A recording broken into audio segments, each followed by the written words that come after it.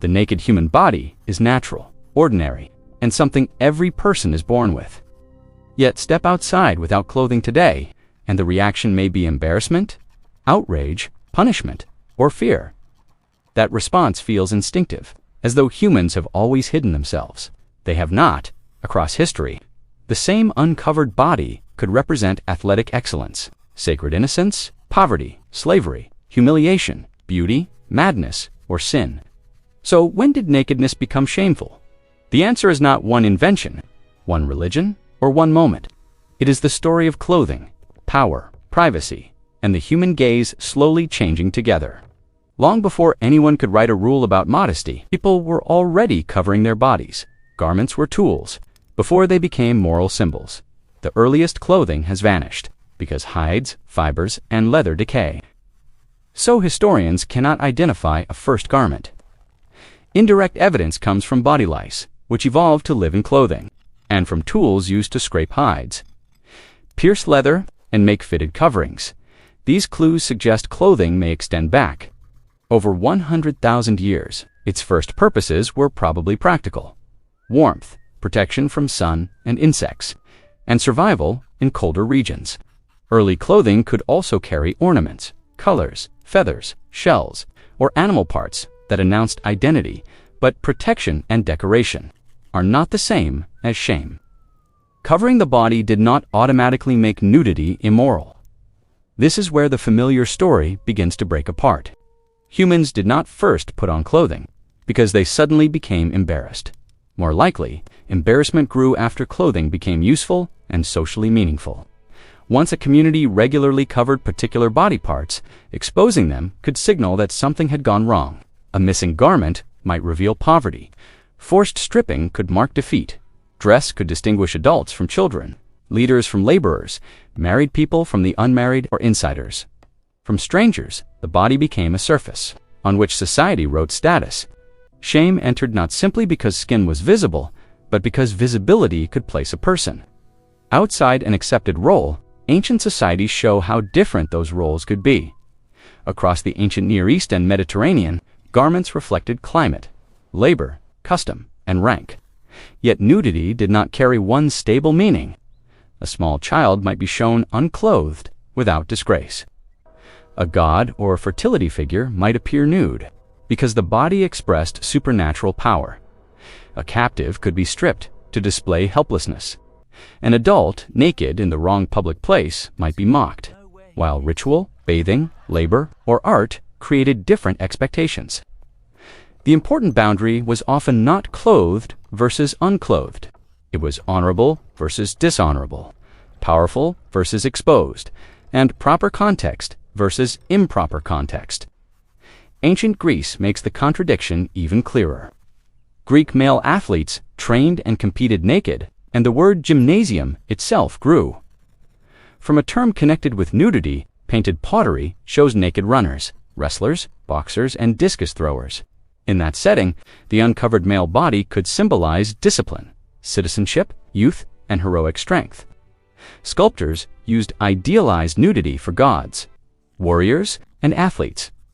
Yet this freedom was selective, centered mainly on male citizens and controlled spaces. Women, enslaved people, foreigners, and defeated enemies were judged through different rules. The same society that celebrated one naked body could shame another. Nudity was never automatically freedom. It depended on whose body was seen, who was looking, and who held power. Rome inherited many Greek artistic traditions, but surrounded the body with its own hierarchy. Public baths made undressing routine, commonly with separate spaces or times. For men and women, Romans exercised, washed, used oils, and moved through heated and cold rooms, with other bathers but outside accepted settings. Exposure could become degrading. Enslaved people might be inspected as property. Captives could be displayed. Clothing such as the toga announced citizenship and rank, while losing control of one's appearance could mean losing dignity. The Roman lesson is striking. People can be comfortable with communal nudity and still fear nakedness used as punishment. Shame did not live in the skin, it lived in the social meaning imposed upon it. Then another powerful interpretation entered European history through the biblical story of Adam and Eve. In Genesis, the first humans began naked and unashamed. After eating from the forbidden tree, they recognized their nakedness, cover themselves, and hide, and Jewish and Christian communities never interpreted bodies identically. Still, it offered an unforgettable explanation. Awareness of nakedness became linked with disobedience, fallen innocence, and moral knowledge. Over centuries, Christian teaching helped make the clothed body a symbol of restraint, while uncontrolled exposure could suggest temptation, vulnerability, punishment, or the damaged condition of humanity. But even medieval Christianity did not produce a simple war against the body. Christian art showed Adam and Eve, the nearly naked Christ, stripped martyrs, resurrected souls, sinners, and the damned. In Byzantine art, nudity could communicate the shame of humanity's fallen state, yet it could also represent spiritual purity or triumph. Medieval Europeans bathed, gave birth, slept, worked, and received treatment in conditions unlike modern privacy. Communal bathing continued, while bathhouses remained major social institutions. Across the Islamic world, the body could be ordinary in one room, sacred in another, and scandalous in the street. What changed gradually was the number of boundaries surrounding it, as courts, towns, institutions, and households developed detailed rules. People learned stronger distinctions between public and private conduct. Clothing became more tailored and socially specific.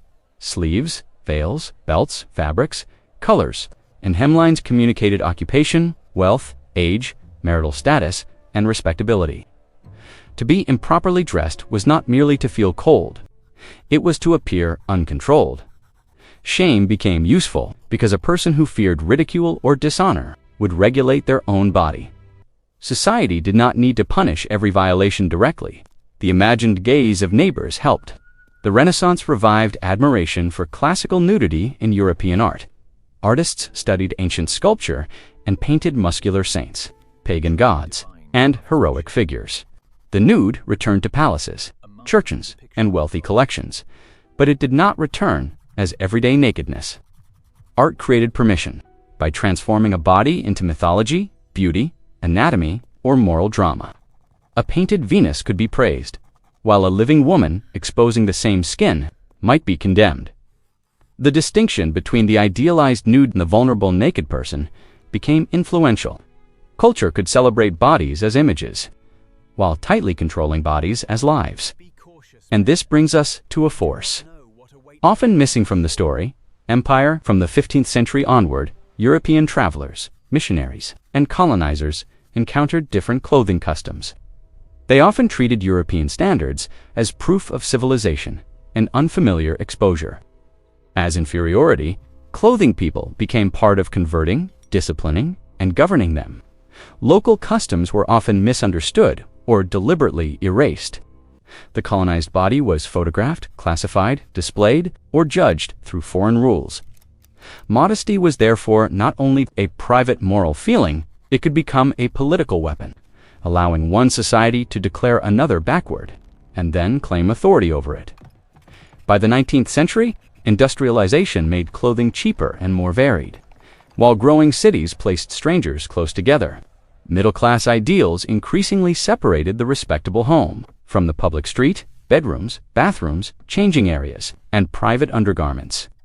Helped redraw bodily boundaries, Victorian society is often caricatured as universally terrified of skin, but reality was full of contradictions. Nude figures filled museums and academies. Medical texts displayed bodies. Prostitution, poverty, crowded housing, and public bathing complicated respectable ideals. What changed most was the pressure to perform self-control. Proper clothing suggested discipline. Accidental exposure threatened reputation, especially for women and the poor. Photography, advertising, cinema, and mass fashion multiplied the people who could view a body from afar. During the 20th century, swimsuits shrank. Sportswear exposed more skin, and reform movements challenged older restrictions. Yet modern media also turned bodies into products, to be measured, corrected, sold, and compared. People could reveal more skin than earlier generations, While feeling more anxious about whether that skin looked acceptable, shame did not disappear. It shifted from simply asking, "Am I covered?" to asking, "Is my body attractive, controlled, youthful, masculine, feminine, healthy, or worthy enough to be seen?" So why did humans decide the naked body was shameful? Strictly speaking, humanity never made one decision. Clothing began as protection and technology. Communities turned it into identity and status. Laws and customs used it to separate respectable bodies from dishonored ones. Religions gave nakedness meanings of innocence, temptation, suffering, or spiritual truth. States and empires used dress to discipline populations. Modern markets learned to profit from both concealment and exposure. Shame grew wherever nakedness suggested lost control.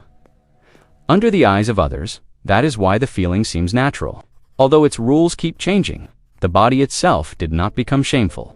People attached shame to particular bodies, places, viewers, and moments. A runner, patient, prisoner, infant, statue, bride, bather, and performer can reveal the same skin and be judged completely differently.